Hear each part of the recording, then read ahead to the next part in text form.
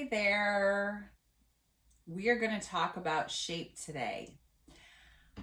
We have taken a look at the two major kinds of shapes, geometric shapes and organic shapes.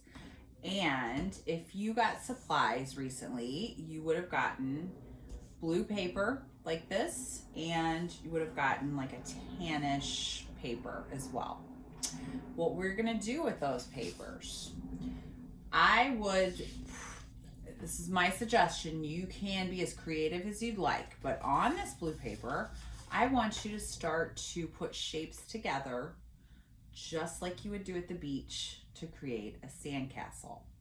So I started with one of them and put it kind of in the middle, and I left some room down here because later, if you have a spare, or you could do it with a crayon, you could color in sand.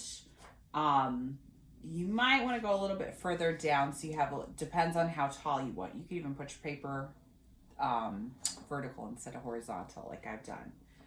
So I have a shape here for the middle, and then I have a shape, and you're not picking up how much detail I've started adding here, but this is taking one of these sheets. I just folded it down the middle, and then I cut to create a long rectangle. A rectangle, which are the shapes that I've created so far, are geometric. Now, I would probably pretty much stick with geometric for the shapes of your sandcastle, and then for the details, you could add some organic shapes. But I want you to play with different shapes and different structures to create. I'm using tape. I want you to use either a glue stick or glue bottle. If you only have tape, go ahead.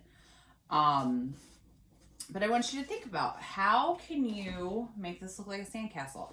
I want more of a top thing here, so I'm going to fold it in half. I'm going to make not quite a triangle, like a triangle with the top. So it's kind of like the top of, I'm going to pull it down here so it doesn't go off. If you wanted to, you could put like little flags in there. That could be really cool. But I want you to play with different shapes, like you would if you were making this with buckets and sand at the beach. Okay, I'm just gonna do that. And I wanna emphasize what I started doing here for detail. And detail, if you've ever made a sandcastle, I am no expert in them.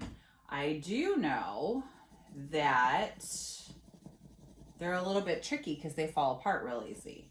So with our sandcastles, I want you to go ahead and play a little bit with shading. So I'm just adding some lines to make it look like it has a little bit of depth. I made some lines, like this was like a castle door, and kind of just shading just with a regular pencil. If you want to get fancy and do colored pencils, you could.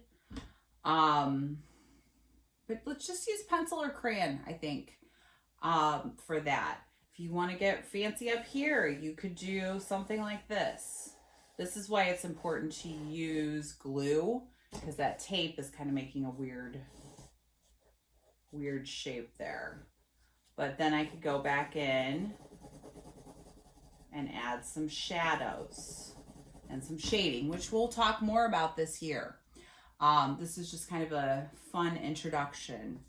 I could use these extra scraps. Maybe I could, I don't know, I could even cut them down and put them as like points.